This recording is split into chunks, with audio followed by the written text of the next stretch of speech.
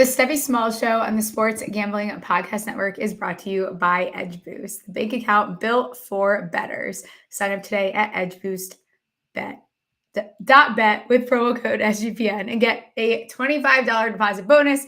And just a reminder, the SGPN merch store is running a promo, 20% off of everything. Promo code DGENS. Get yourself a Stephie Smalls Show hat for the course, beach, or to mask your hangover. Are you ready?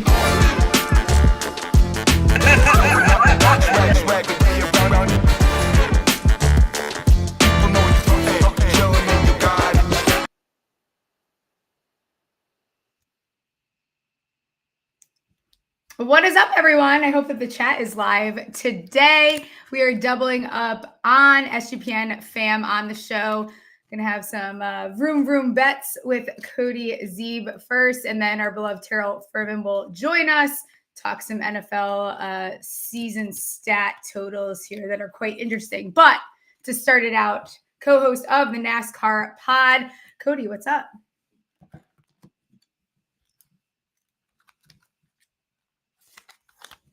Hey, how's it going? How's it going? How are you? I'm good. How are you? I'm ready to talk some racing. Good. Yes. Very, very excited to talk some racing. I see the chat is working. See Brandon and David in there. This is obviously not my bread and butter. Like not the thing that I'm betting on all the time. Although I did almost do a NASCAR season-long fantasy team, which I regret not doing now because it seems like it's a blast and the guys that do my golf league do it. Tell me what tournaments are coming up and what's like, what do I need to know before we talk kind of best bets? Like, is there any headlines, any drama? Yeah, I mean, it's biggest week in racing this week with the Indianapolis 500 going on, Coca-Cola 600. F1 actually starts the day off with the morning race there in Monaco.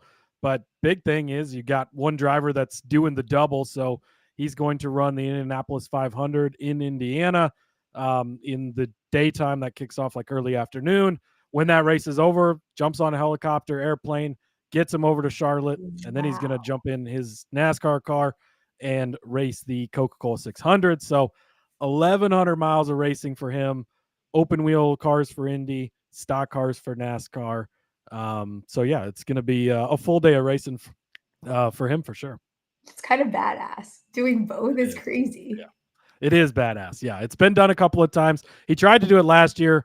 Weather kind of got in the way, unfortunately, and wasn't able to make it to the second one. But yeah, he's it's not just anybody doing it either. He's one of the best NASCAR drivers. He's leading the point standings so far through the season, champion from a couple of years ago.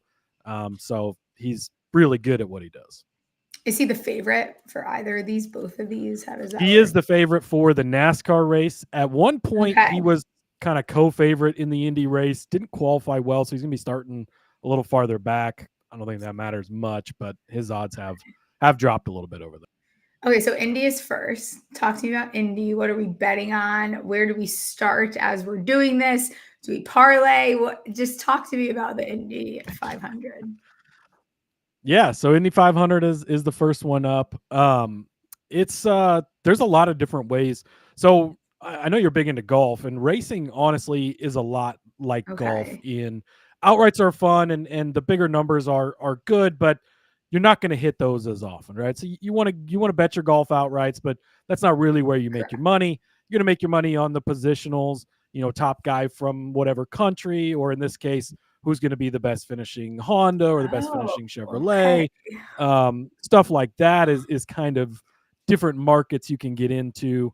You could also bet on like car numbers.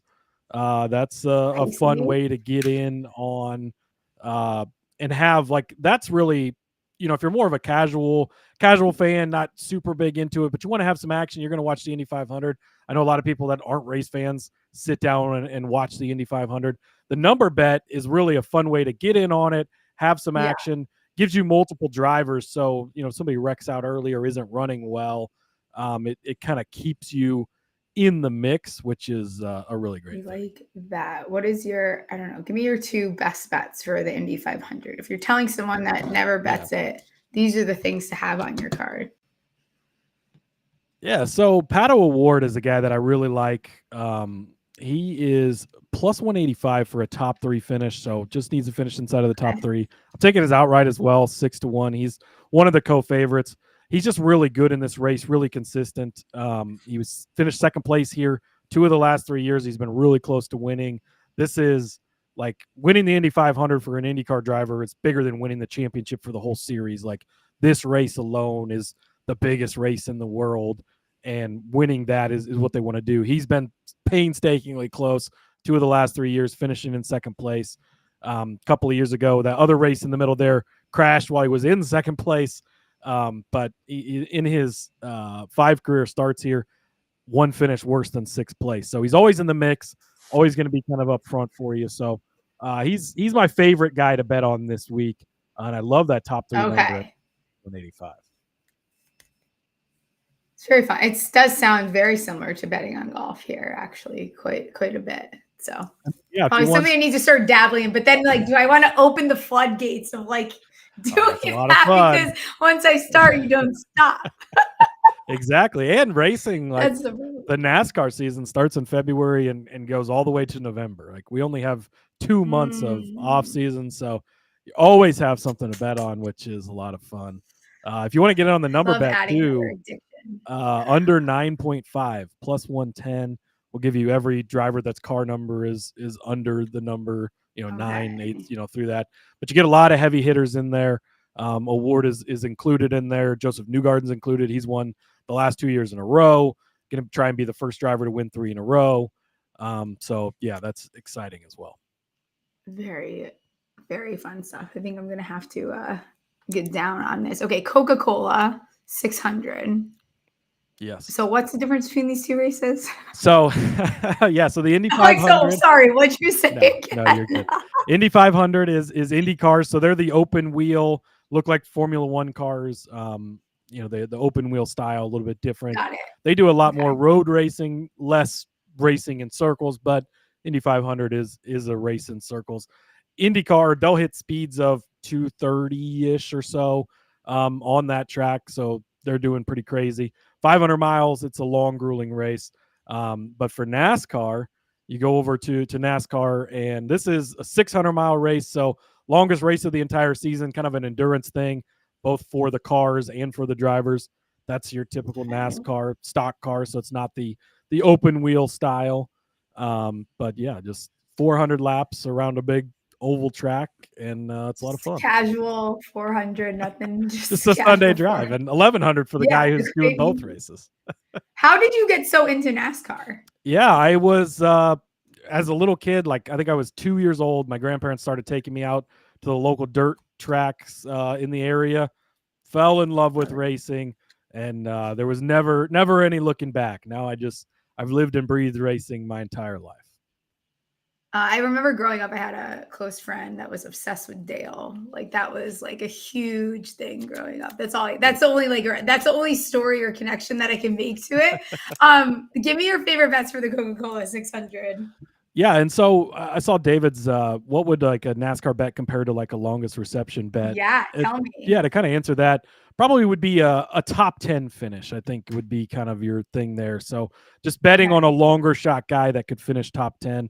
And to kind of compare things in football, you would bet a ladder, right? In racing, we bet car lifts. So it's essentially the same thing where you'll bet on a guy to finish top 10. That's kind of your, where his reception level is bet at. But then you also bet him to finish top 5. So be a little bit better, right? And then you bet him to finish top 3, and you bet him to be the top finisher of his manufacturer. You bet him to win outright. So it's the same thing as climbing the ladder in football, just like we do over there. We have the cool car lift name in the racing side of things, but that's a lot of fun. And another way to kind of compare it to a sport that probably a lot of your listeners and viewers know a lot more about in football, obviously. Yeah. I feel like should I put out a NASCAR card and see how bad it goes? I feel like I might have to do it and see how horrible it goes, and then I will put Cody's bets so that like on there somewhere so that we know like these are the bets to take. There you go. And then these are the ones I got a cheat sheet you can put together. But you know what happens? It'll probably be beginner's luck, and then you get hooked on it because that always happens. Yeah. Then That's how they get you hooked. Is just every like single that. time. Like when I first started betting on golf, I hit 3 outrights in a row. And my first outright I ever hit was Tom Hoagie at Pebble Beach, and it was a 130 to 1. And then I went on to hit Neiman at the Genesis, and then I hit That's Scotty, not just like a little and then one. That's Scotty a went on, big and then one now I'm too. addicted to betting on golf. Has it gone as well since then? Not definitely. Haven't hit 3 in a row since that happened, but we'll see that happen. Give me your favorite bet for the Coca-Cola 600. Did you tell me that already? Yeah. No, I didn't. I got distracted with the I'm comments. yapping today. Chase Elliott is a guy that I really like a I've lot. heard that. You can get his top 10. Yep, you can get his top 10 at minus 125. And he's actually car lift candidate. I like betting him all the way up to winning.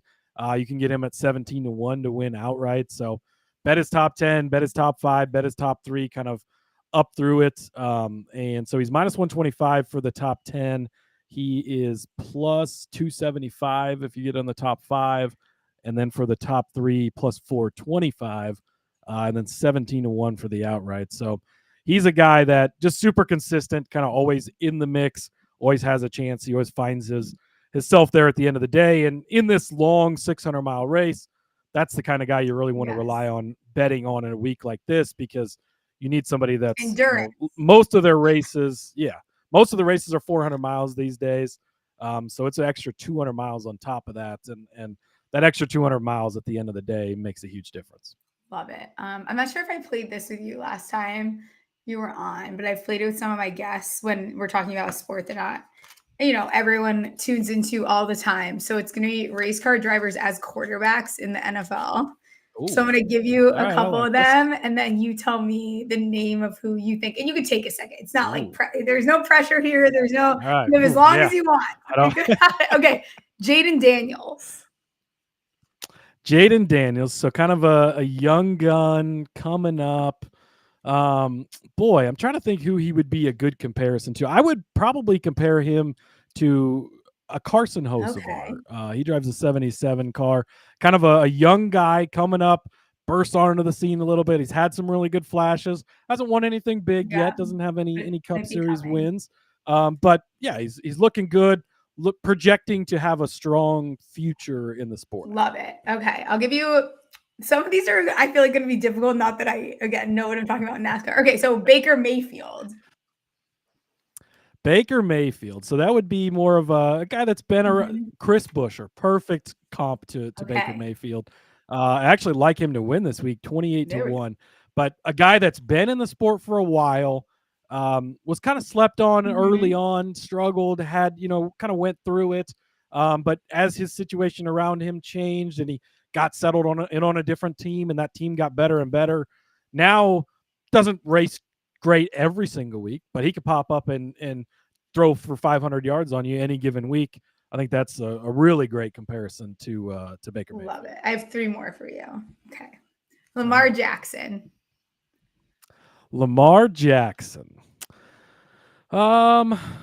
This is a tougher one. I think a good comp for Lamar Jackson is probably Denny Hamlin.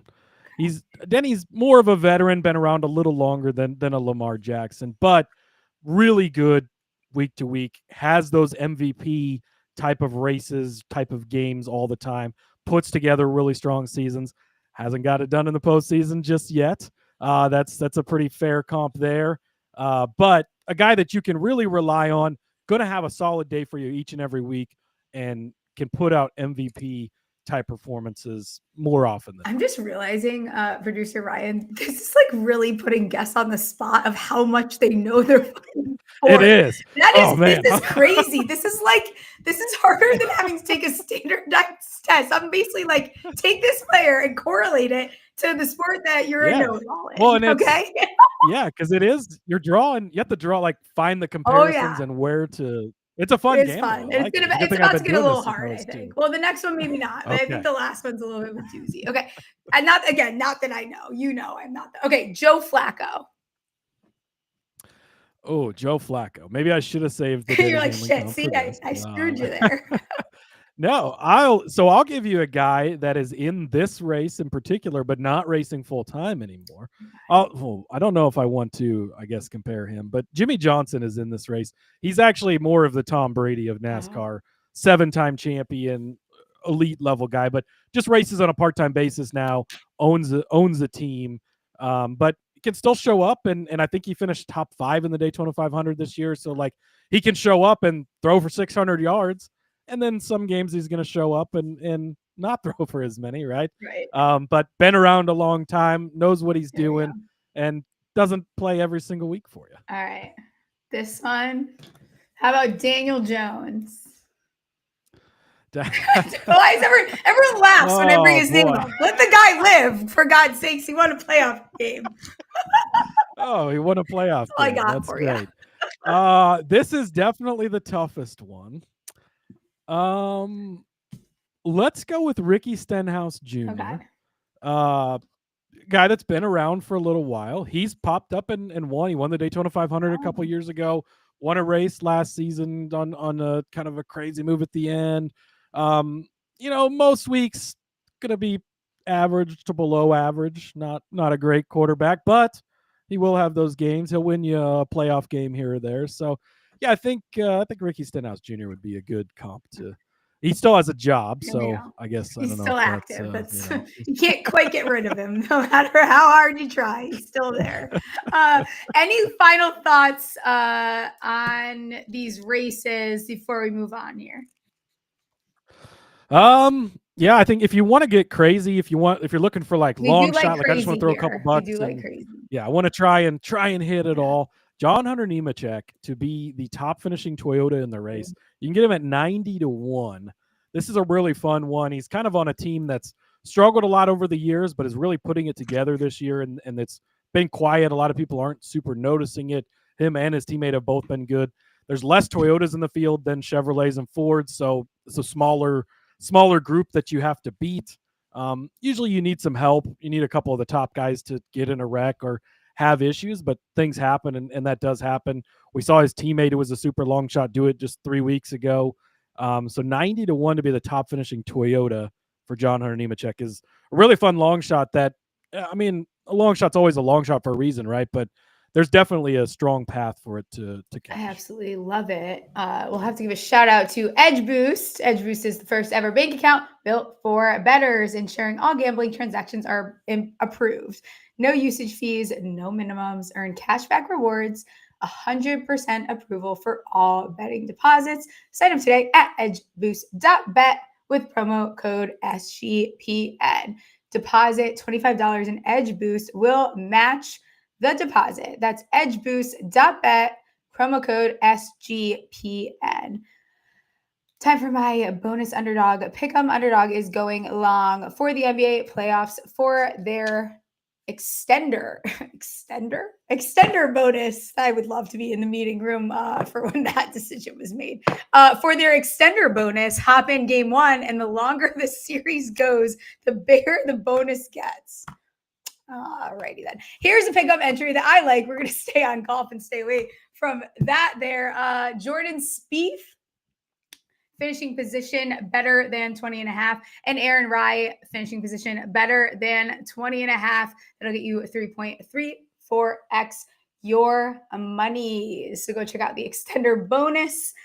Sign up with Smalls 2 L's to claim your special pick and first time deposit offer up to $1,000 in bonus credits. UnderdogFantasy.com, promo code SMALLS. Hell of some marketing there. Okay, so the last time you were on, you're a Pats fan. The schedules came out. I told you I was very optimistic about the Pats. The draft, actually, we spoke before the draft. Where are you at? I guess, where are you at post-draft? Like, what's the temperature check here? I'm feeling good. Okay. I'm getting more and more confident. I feel like the draft was pretty good. I was hoping, one of the big guys, a Hunter or a Carter, would fall to us at 4. That didn't happen, but I think that T-Rex Arms himself is going to be fine. I think he's going to be a good anchor for the offensive line, and I'm feeling good. I just, as we get closer and closer to the season, I'm feeling better. Mike Vrabel, just the biggest that's really the biggest thing. Adding Mike Vrabel, I think, is so huge for this team. Mhm. And I think that we're going to see a big breakout from Drake May this year. I'm with you. And someone that I've been banging the table for, which I'm actually surprised that, and his prices, I've seen it go up a little bit in fantasy, but like I think everyone's so obsessed with Tootin and RJ Harvey that they're kind of getting a little distracted from Henderson. Vrabel came out and said, I don't know, something about Stevenson, primary back, this, whatever. I just think Henderson is going to take over that role by like week 5. Is that like a ridiculous take? I think they got sick of he had a little bit of a fumbling issue. I'll say little. I don't know that it was just little either, but like Henderson could easily walk into that role, and that could happen before week 5, and I wouldn't be shocked. Yeah, I think that you're spot on with that. Stevenson's had his issues over the years. They paid him kind of big 2 years ago, and it was like, wait, why? We already don't have a great team. Why are you paying a mid back to this money? And I think the fact that they took Henderson where they did, that says a lot about what they think about this. We know that Vrabel likes to run the ball, and Stevenson's not his guy. He's bringing in his guy. So I could see that job very quickly turning over. I think they probably will still use both, right? Stevenson's a serviceable back. He's fine, but I think there's a lot of upside with Henderson, and I think that we could see him take over that job sooner rather than later. I took him. I don't know. I would have to look what round I took him in an industry draft the other week, but people were like thought I was an insane person. But I will tell you, one of my best pieces of advice for redraft is don't be afraid to take rookies, because every year that I have like absolutely crushed is like the year everyone told me I reached on Jamar Chase. Last year I had BTJ and Nabers, and I came in 3rd in the Circa competition. Like I'm not afraid to take like the young guys. I don't care at all. I will. Yeah, and especially let people reach for the Marvin Harrison right at the top where they're way overdrafting them. But once you start getting into the rookies a little bit farther down, it seems like people just way overvalue the top rookies and then leave the other guys there for you. That's where to go and find the value. Speaking of wide receivers, why am I kind of starting to get a little excited about Diggs? I don't know. Why? Can you stop me? I'm not super excited. Did you like Kyle Williams then? What am I supposed to like here? Well, that's the problem. I don't know what to like. There's not a lot to like. It's going to be running the ball, and Drake May maybe running the ball. No, I think Diggs will be great. I think that having that veteran presence around, hopefully, like at this point in his career, he's past the diva stage and he's more into the let me teach these young guys, because obviously he's been a great wide receiver for over the years, right? So if he can impart that wisdom on the younger wide receiver room that they have, I think that could be big. Is he going to have a massive year? I don't know about that, but I think that he could be. I mean, he's going to be the number one option by default, really, probably, because there's not a ton of options there. But I'm not super overly high on him, but I do like. I feel a longest reception week 1 coming so hard. Like there is no way that we were not taking that week 1. I'll probably take it more than week 1. Who knows? Maybe Cardi B will keep him in check. Apparently that's who he's dating now. I just found that out today. Her ex-husband wrote a diss track about Stephon Diggs. So that's all the information I have on Stephon Diggs at this point. Yeah, I saw them there at the Knicks game. I think, at the Knicks game. I don't know. He seems to always find his way into the tabloids, it seems. I don't know how or why, but I think Vrabel, of all coaches, it's a good coach to have because he's not going to really deal with shit. Yes. He's a man's man, all team, all football. Like, I think if he's going to go somewhere this late in his career with his little diva tendencies, I kind of like it. Yeah, absolutely. Yeah, I think, again, that's to the point of Vrabel being such a big addition. I think that he is one of those guys that will manage that well and keep it all in check, which I think will help a ton. So we still feel, I think the Pats to make the playoff number is a little crazy. I think I saw something insane. What is it? +6, 163. Yeah. It was big enough. I'm pretty sure I've already bet on that. So we're very on. I did want to say too, Pop Douglas is the guy I think to kind of watch in the Pats wide receiver room. I think that we've seen some little bit of flashes out of him, but maybe he's just ready to kind of take over and be that alpha dog. Okay. I like it. I'm all for it. I think I bet his receptions a lot last year. He was one that I was betting on. And then towards the end of the season, I had to stop because he started pissing me off. Yeah, he did sort of fade off a little bit at the end, which I didn't love, but hopefully they get that all fixed. Hunter Henry is sneaky too. Like he's someone that I found myself betting on receptions as well. Like he's still a very solid tight end. Yeah, he's been a great tight end for years and a good safety blanket underneath for a young quarterback. I really do like that. And I think that Vrabel will use him appropriately. Yeah, absolutely. So the schedule is released. I love how the schedule has become like a big hype thing, even though we've known the opponents. But was there anything that stood out to you like when these schedules did get released of note? I like how it starts because I think it's a little on the easier side to open up the season and kind of ease them in, get Vrabel's feet wet with this team and learn some stuff. You know, Vegas the first week, they're doing the same thing, learning and what are they going to be? Miami, always a question mark. Pittsburgh's going to be obviously a tough game, but then you get Carolina right after that before you get into Buffalo. But then even after the Buffalo game, it's New Orleans, Tennessee, Cleveland, Atlanta. That's the first 9 weeks. There's a lot of very winnable games there, and it's not going through the ringer right to start, so they kind of ease in. Vrabel and May can kind of get used to each other, and I think there could be kind of one of those surprising teams where you look up 9 weeks into the season and be like, oh, the Patriots have a pretty good record at this point. Oh, shit. And another team, too. Have you seen the San Francisco 49ers schedule? It's up. It is one. I got to pull it up here quick because that's my guy, Rob. Oh my gosh. But you have to see. You don't even need to know anything about them. I'm pulling it up right now. Let's see. It's pretty ridiculous, to be clear. It's like one of the easiest schedules I think I have ever. Oh yeah, Seattle, New Orleans, Arizona, Jacksonville. What the hell is this? I mean, this is bullshit. Yeah, Rams, Tampa, but yeah, boy, yeah. So if they don't, I feel like this is like. And then they end the season with Tennessee, Indy, Chicago, and crazy, Seattle. Right? I think that if they do not win 10 plus games, the window has shut for the 49ers entirely. Yeah. I mean, there's some question marks for sure. They've had a lot of change, but the schedule, the way this lays out, I hadn't looked too deep into all the schedule stuff other than like the Patriots, but this is an insanely easy schedule for out of control easy. And then they play the Giants. Like it's kind of a joke of a schedule. Yeah. Yeah, it is. Boy, should be a good season for Niners fans. A good season for the Niners fans. I wish I got a schedule like that. Any last comments before I let you get out of here? I'm excited. 1,100 miles of racing on Sunday. It's gonna be a good time. I'm gonna put a Smalls official racing card out. Vroom vroom bets. And then I will put yours on the bottom with a disclaimer. Please only bet these. Do not bet mine. This is an experiment only. I appreciate you coming on. Enjoy your Sunday. Enjoy this week. Yes, thanks for having me. We'll get you on soon.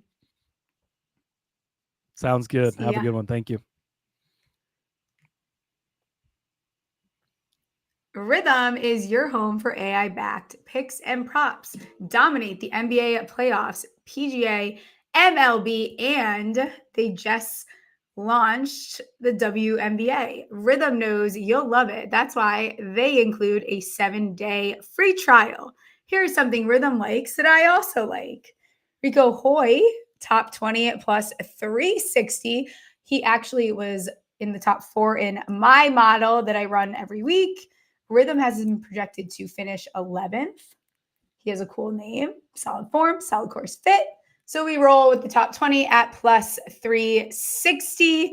And if the bots at Rhythm like him, I like him too. Rhythm has some amazing deals going on now. 25% off monthly subscriptions with promo code SGPN25 and 50% off annual subscription with promo code SGPN50. That's Rhythm, RITHMM. Promo code SGPN25 or SGPN50. Get your 7-day free trial. sportsgamblingpodcast.com/rhythm.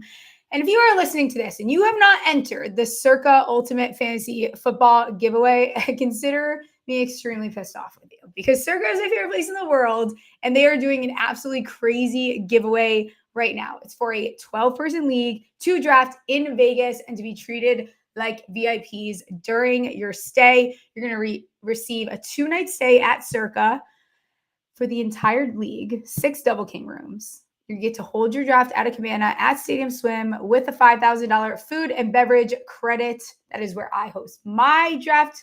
It's where you can find me lurking all the time pre-football, going to Circa, drinking all the watermelon high noons that they have. You get limo transportation to and from the airport, a welcome party at Legacy Club, very good espresso martinis, a reservation at the world's largest sportsbook with $500 beverage credit for the league, 2-hour open bar package at the Overhang Bar. I mean, absolutely ridiculous stuff here. Go be sure to enter. The contest is going to end June 30th.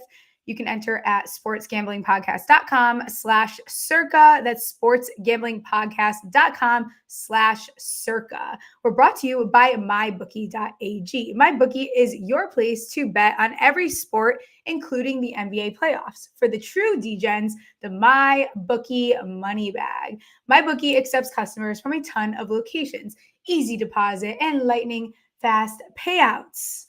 Here's a bet that I like over at MyBookie. I fell asleep last night and the Timberwolves were winning. And then when I woke up, Timberwolves did not win the game. I wanted to bet the Timberwolves to get their look back, but we are not going to do that. I need a minute away from those freaks. We are going to take the over, though, in the Timberwolves Thunder game. Over 214.5 total points, minus 110. Have been on a heater with these, not like anyone cares. I care. You should care. Head to mybookie.ag, promo code SMALLS for a 100% deposit match up to $1,000. Terms and conditions apply. That's mybookie.ag, promo code SMALLS. I'm not sure if Terrell is here yet. I hope he's here. Is Terrell here? Let's see if Terrell is in the house. Terrell is in the house. Hello, Yeah, Terrell. yeah. Hello, how are we doing? This is We're doing good. What the heck? Okay, yeah, clean it off over there. What's going on? All right, that feels a little better. What's going You on? feel How we better now? doing? You feel clean? Yeah. You feel I good felt over there? I felt dirty for a second here. I felt Good, very good. dirty. I have right off the rip. I gotta ask you something. Ryan, can you pull up that tweet that I sent you before? Oh yeah. Oh, here we go. Can you explain to me? And we Mhm. know I'm not a Knicks fan, and that's okay. Yeah. But seems a little crazy. The mayor announced that they were temporarily co-naming streets in Manhattan for Knicks players. Why are we doing this so early? What's the problem? Why are you I doing mean, it so early? You didn't win They shit play yet. for the team. They've been playing for the team all year. So you telling me that yo city decide to name the team? Yo, take that down, Ryan. Put me up on it. Yeah, we get it. All right. So you telling me that the Giants go, and I'm talking about we ain't did nothing for a long time. You Like mean go like ahead now? and X out the championship that we had in Mm. 2012, X out the one in 2008, Mhm. X out the 2001, X out all like tell me we ain't did nothing in Better 50 win. years. And you ain't even been to the championship game in 50 Mm. years and you get there. Like this is house money because guess what? It doesn't matter if we win That's or not. fair. We're here. We're back here. We Yeah. haven't been here in like 25 years. We're back here. So you know what? Regardless, like whether they win, lose, draw, whatever it is, that team is going to be immortalized as one of the greatest Knicks teams ever. Because guess what? Only 2 have won a championship. Yeah, It's they're not like fun to watch. you ain't got no competition. That's They are fun. so clearly they just named them after. This is literally one of the greatest Knicks teams ever.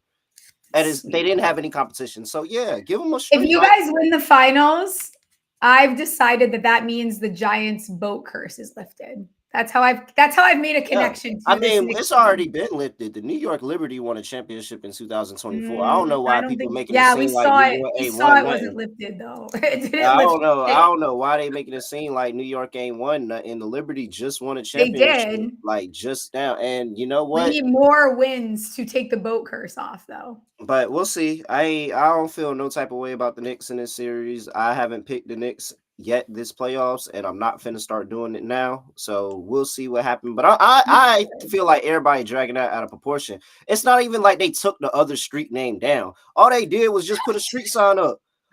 They make street signs at your college for free and give them out to students all the time, and we mad that they made a couple I'm of pretty street sure signs? my exact What's text to up, yo? producer Ryan.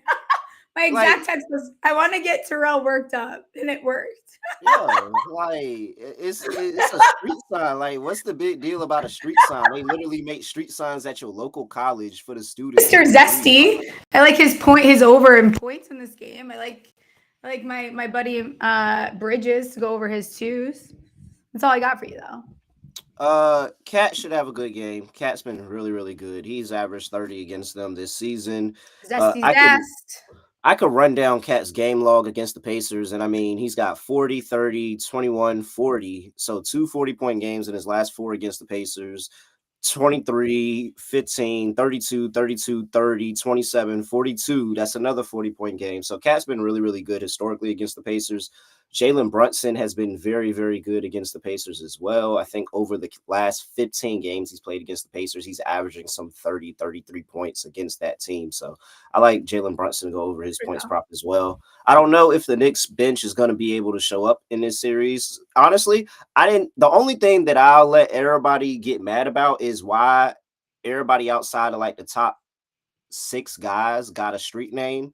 Because Campaign definitely don't deserve no street name. Campaign. I would never walk down no street name. Campaign. He sucked. So like I don't know why he got one. Landry Shamet kind of sucked too. I feel like if Brunson a street name, like Cat a street, like them I the streets that people jump you on. I just got jumped on Campaign Street the other day. Like I don't know why they got street names, but yeah, I'm good on that. So let me get Jalen Brunson. Let me get Cat. Okay. I think that'll be good. And I think that Ben Matherin and TJ McConnell points and assists. I think those are good plays as well. But Ben Matherin points, TJ McConnell points and assists. Those are a couple things I like. I love it. All right, I want to talk some football. Actually, while we're worked up, before we get into football, this will be the segue. Why in the fuck are we on Hard Knocks? Yeah, I mean, I think that we was casualties of war there.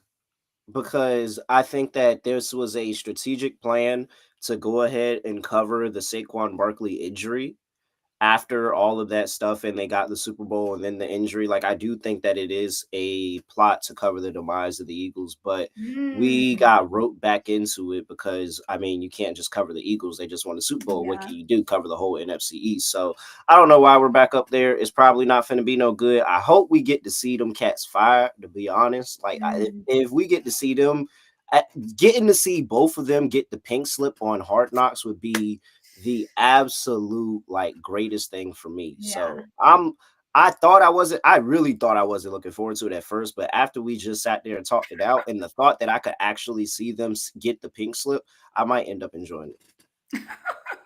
I'm not fucking watching it unless CeeDee Lamb and George Pickens box. I ain't even watched the last one, to be honest. I didn't. I watched like a couple. I just caught the clips. I saw the clips. I really didn't watch the show. Yeah, I'm okay. Miss me with that. You guys are weird. Like, I'll take the one day off. I'm not gonna watch that fucking misery. I'm fucking good on that. You brought up Saquon. We're just gonna start with his rushing. Like this line. I looked at them a little bit this morning. 1,500. Sorry, everyone, listen to me. They opened this at 1,500 and a half. Over under is -110. Like, I get it. And listen, I still have a Saquon jersey behind me. Like, I'm chill with Saquon. Like, I don't have beef with Saquon. This is a fucking egregious number to open this up at. Nah, I got beef with Saquon. Fuck Saquon. He won a ring. Fuck Saquon forever. With the Eagles, I got Penn State jersey. I don't have a Giants jersey. I'm really good on that. But I mean, you could take your chance, but I feel like, you know, we on the Sports Gambling Podcast Network. Everybody's listening to Sean's takes about Christian McCaffrey and everything that happened after Christian McCaffrey got the workload that he got. Sean is never going to say that about Saquon Barkley, but it's the same exact take. So the same reason that Sean just predicted the injury on Saquon Barkley is the same exact take here. I mean, the same injury for Christian McCaffrey is the same exact take here on Saquon Barkley. In fact, I sent you a message and we can go over it and we can look at the numbers. I mean, the numbers say that Saquon Barkley has been brittle after he's had these high touch seasons. 2018 with the New York Giants, 352 touches. The next season, 2019, he gets a grade 2 ankle sprain in week 3 and he's out. Like we're pissed at this point. We was just excited, talking up praises of Saquon Barkley. We probably took him early as shit in fantasy. Hurt by week 3. 2022, 352 touches again with the New York Giants. 2023, grade 2 ankle sprain, week 2. Like, we know this pain. So, like, it's just seeing all the highlights, and they got the whole big year of Saquon Barkley. And then the next year, he always comes through. And clearly, it's an ankle sprain. And week 2, week 3, set it up. But Saquon Barkley is going to miss a couple games this season, and so that's going to hurt you. Yeah.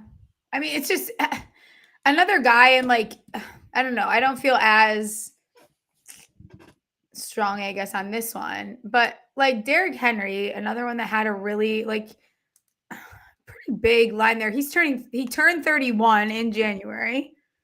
He had what? He had 328 touches. He was 79 yards away from having a 2K yard season. I'm struggling to see where that's sustainable at 13, 15 and a half. And the thing with these running backs, especially as they start to get older, like, you're playing a risky game taking these overs here. Yeah. Yeah. What's Henry at? 1350 and a half. It's a sharp line, kind of, though. He really did have a great season that was just derailed by Saquon Barkley. Yeah, I know. 13. He was kind of behind his shadow. I'll tell you, I prefer that over the Saquon Barkley line. I agree. I would rather take that over Saquon's.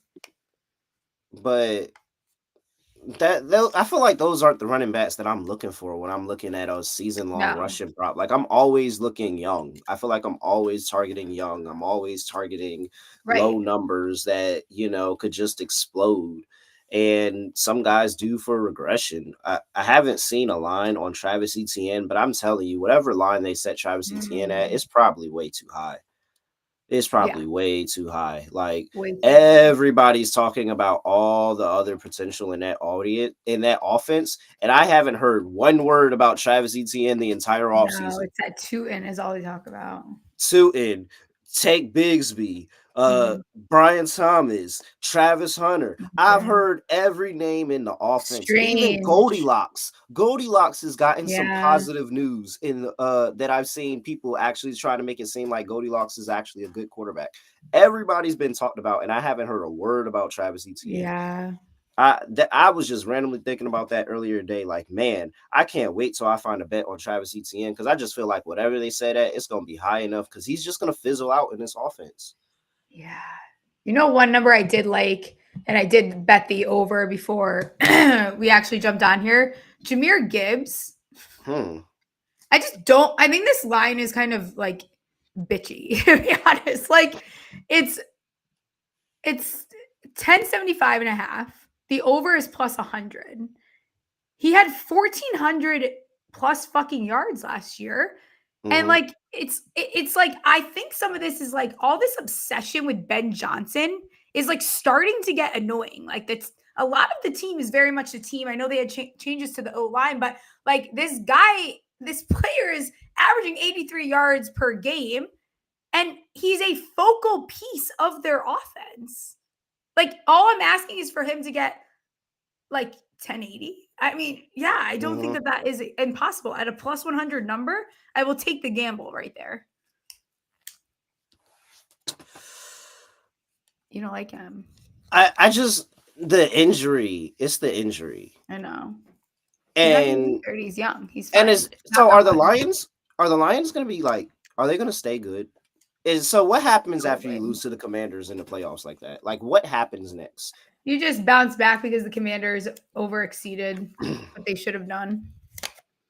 So this is more about the Commanders overachieving than anything negative about the Lions. No, I think there's things to be negative about, but maybe they needed the shakeup. Like, okay, counterpoint, maybe Ben Johnson leaving and like them getting a new, like, fresh set of eyes on these players Maybe that's going to be a good thing for the Lions because I think they got by with a lot there.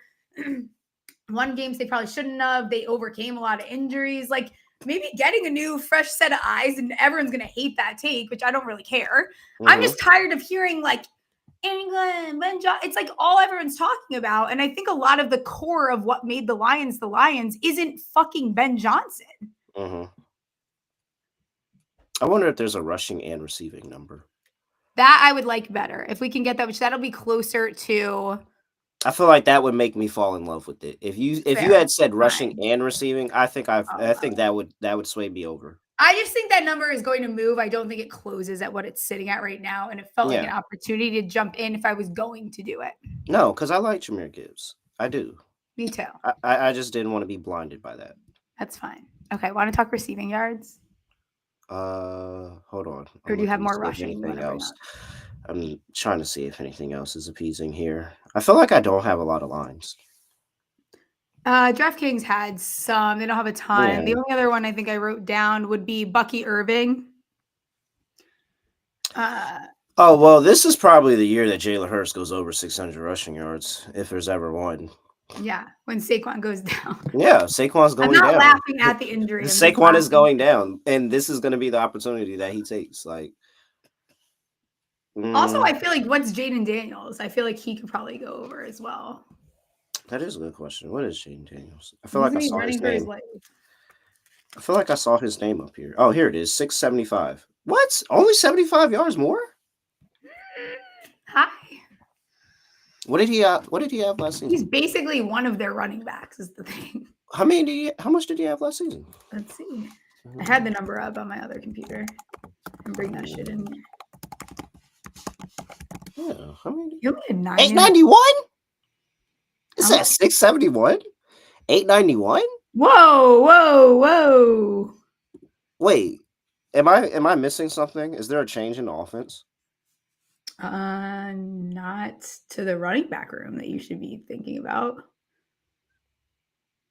I mean, you have Debo now, so I guess they probably run. No, for the love of God, with that, I don't think it's going to be that big of a deal. No, I don't either. But like, I mean, maybe like I'm just trying to figure out what's the logic after he just had 891 his rookie year. We don't have any other intel, and it's all the way down to 675 and a half. I don't know. Do they think he's going to be passing the ball more? I don't see that vision. I would love for somebody to talk me off of this because this just feels like a no-brainer. Like, I mean, he's gonna get about 125 against the Giants. Yeah, if not more, because he's not staying in the pocket the whole time. No, he's not staying in the pocket the whole time. He's gonna get the rushing yards against the Giants. A good amount of rushing yards against the Giants because the defense's line is nasty. He's gonna have to run. I think we have to bet that, unfortunately. It's gonna go that number is not, it's not closing there. Yeah. Oh yeah. I like Daniels over 675. Interesting. All right. I have to find a reason. I have to look into that more and find a reason not to bet that. That feels very injury baked in for some reason. Okay. You could talk me into an injury. That would be the only thing. I would counterpoint. He played with broken ribs for almost the entirety of the season. I'm not talking about broken ribs. I'm just saying, man played with broken ribs. So if the leg isn't falling off, he might still go out there. Maybe. I do hope the Commanders regress, though. They're going to be sick when they lose to us week 1. That's going to be annoying. And it's going to be annoying to me when we win that game. I'm going to be on the Commanders, just like you're not on the next tonight. I'm not. I'm really not on the Knicks tonight. Stop thinking I'm really not on the Knicks tonight. Okay. Whatever you say. All right, we have to talk some of the wide receivers. First one up. Do you see what did the kids still say yoked? I don't know. How jacked Marvin Harrison Jr. is. First of all, he's getting a piss. I've never. First, I want to say I've never heard that terminology used like that. Look, what? Yeah. Bro, Yeah, man. you Yeah. are going to be peeing in a cup after week 1. I promise you that. Oh no, I'd have made him take a test as soon as he got down. As soon as I saw that Yeah. picture, just called him over. That's crazy. No, Okay, so I his need. Hey, line's can at you get a 900. before picture? I feel like we need a before picture so Yeah, people can can you find a before understand. picture? Because I feel like I'm being more dramatic than I need to be. So his competition has not changed. Like it's fucking Zay Jones, Yeah. Michael Wilson, Greg Dortch, Trey McBride. Like second year, he also didn't have as bad of a season as I think everyone acted like. He still had 885 yards and 8 touchdowns. Like that's not, it did not have a bad season by any means. I think to his counterparts, Brian Thomas Jr. and Malik Nabers, who got drafted after him. Yes, that's where the overreaction comes from. I guess this comes from trusting Kyler, but he also doesn't have to do a lot more than last season to go over this. No, he doesn't. And why does it feel gross still then? Maybe just the Cardinals and not trusting the Cardinals overall as a team. But yeah, 885 the year before you said. And you got to also bake in wide receivers get better with time. So when you're looking at and evaluating young wide receivers, you kind of just naturally, okay, they get better with route running each year. They get better seeing the defense. The game comes quicker to them each year, especially being in the same offense. So maybe some of those intermediate routes that people want to see in the addition into catches and not just long bombs actually happens this year because he's more comfortable in the offense and he grows as a receiver. And so year 3 is normally the year that is like, boom, you figure out that's somebody that's good and near great, and that's somebody that's going to fizzle out. But I think he probably still makes a leap. Like, I wouldn't be mad at anybody they told me you want to take this. Okay. That was one of the more attractive ones. I think the other two that I looked at that I'll run by you is one is Drake London. And I think maybe I'm starting to get a little too high on Drake London in all capacities this year. But like last year he had what 1,200 plus yards. The number's at 1050 and a half. Like it comes down to if you trust Penix, which I'm not even asking you to trust Penix, because if it's not Penix, then it's Kirk, and he just repeats what he did the year fucking before. So it's like it's not. I feel like the security blanket is so much nicer than like a Justin Jefferson, where if JJ McCarthy gets hurt, you're asking for Sam Howell to pick up the slack. Like, you know what I mean? I don't find it to be the same scenario. And Drake London had 905 yards with fucking Desmond Ridder and Taylor Heineke. So I kind of like this number. And I think he, like, when those to lead the league in receiving yard numbers come out, like, I think he's going to have value at that, in that market. All right. So let's look at Drake London and Michael Penix here. So Michael Penix, what was that? That first game was the Giants game. Of course, it was the Giants game. To be honest. And so he would 59, 101, 187. Jesus Christ. He had 187 against the Carolina Panthers. Dude. Now that I think about it, I remember that game. I hate how my memory is horrible, but yeah, 187 and 2 touchdowns.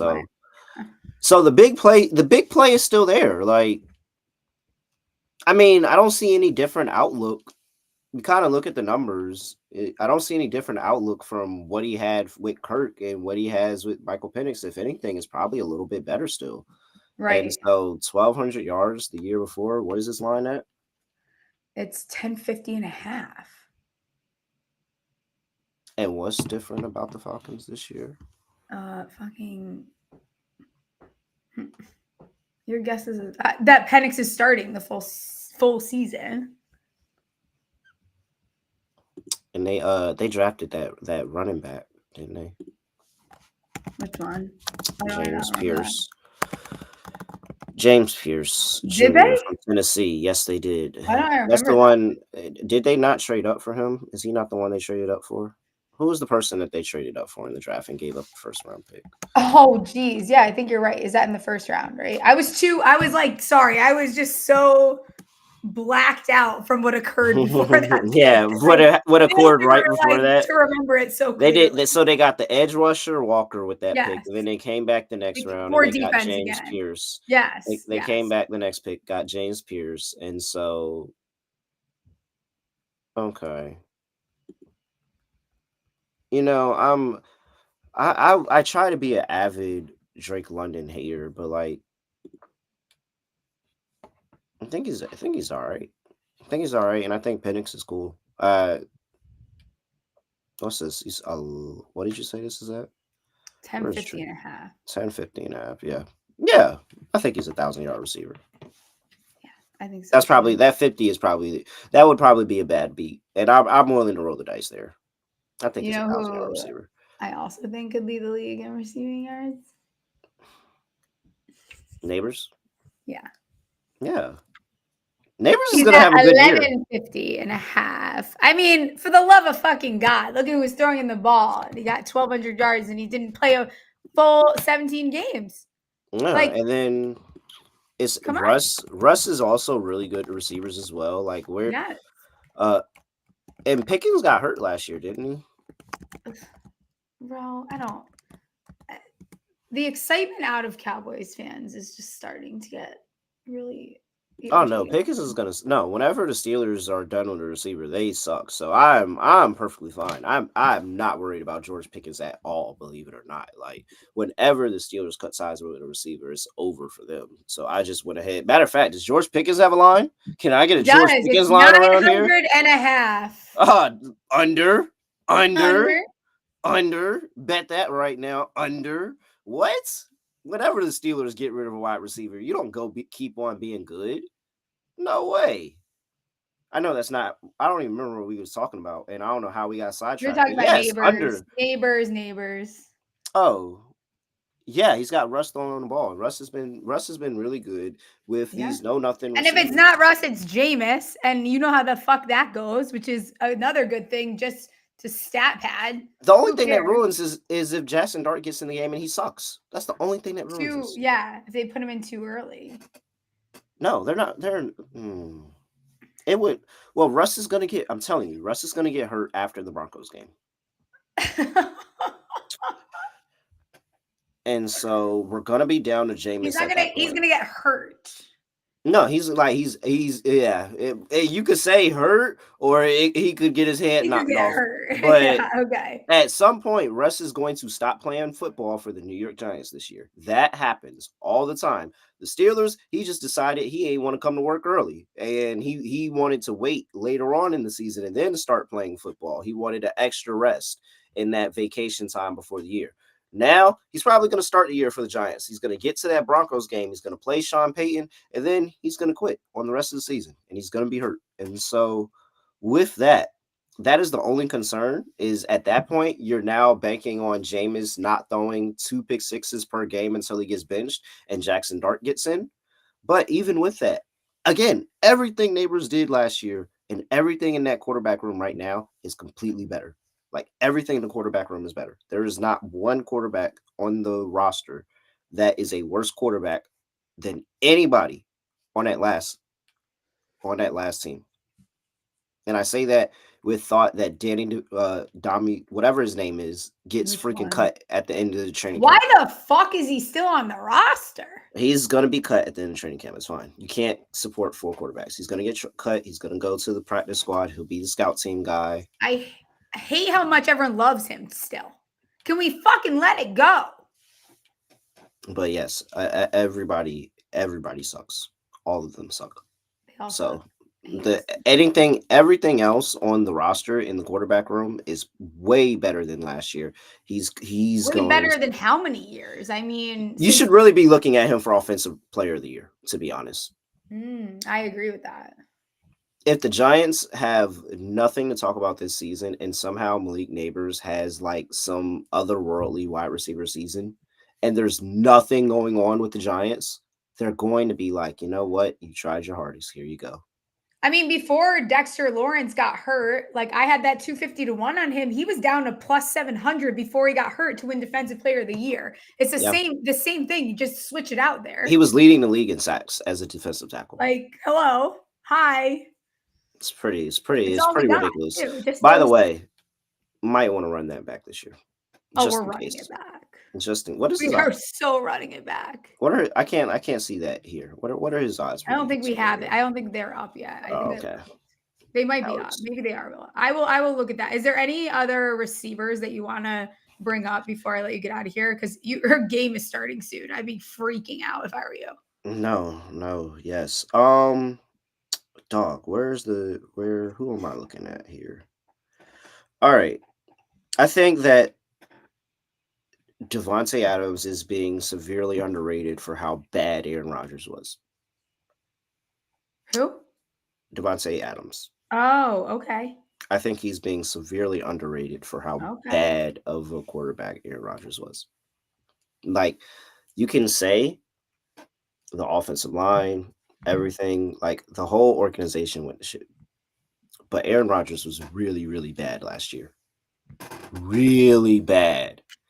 I think that like the situation of the offensive mind of Sean McVay, for one, and then actually Matthew Stafford as a quarterback, he's going over 1,000 yards. I think that he can support that offense easily supports 2,000-yard receivers, and one of them is now Davante Adams.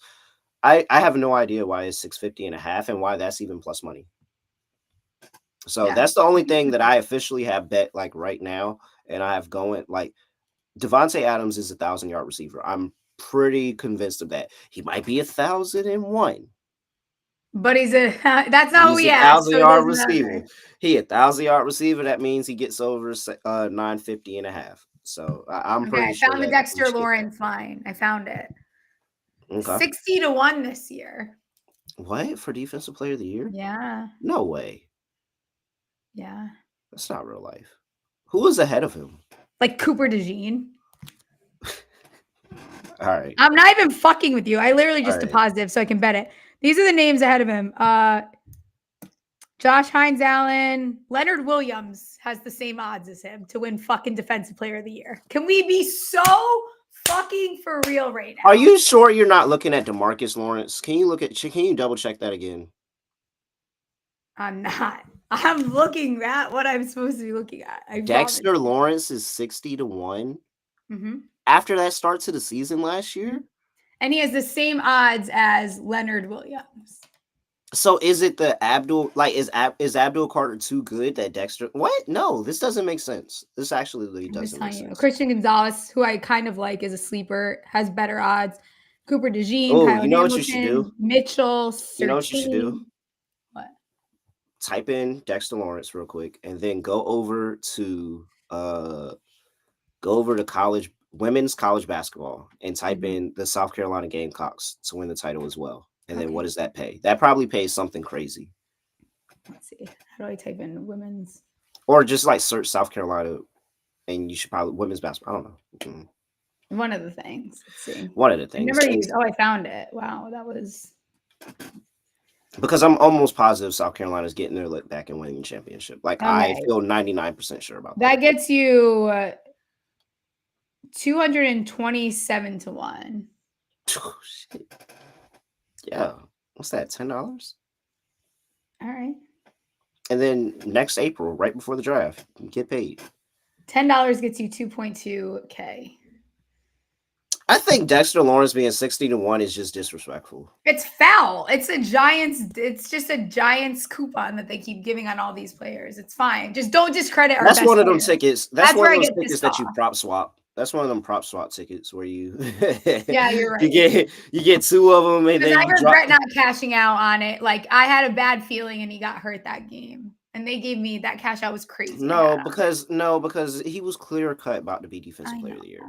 Like that's hindsight 2020. He was clearly going to be defensive player of the year. Fair. All right, tell people what you're working on right now, where they can find you, and I'll let you get out of here so you can get ready for your big old game. Oh yeah. All right. You can find me at @reallyred__. NBA gambling podcast, playoffs and rolling along. We'll see how these things go. The WNBA gambling podcast, the WNBA season is rolling, and knock on wood, I'm not jinxing. I'm just sharing that me and Scott had a near perfect episode the last time out. So hopefully we did it There we again go. this time. We'll see, but not just letting people know. That's the actual facts is that we It's had just a near facts. perfect It's just episode. stats. This is not jinxing. And None so of that. no. So no bad juju around here. All right, that's it. Love it. Absolutely. We will not be having a show on Memorial Day, so enjoy your holiday weekend. I will see you guys at next Wednesday. The weekend starts tomorrow.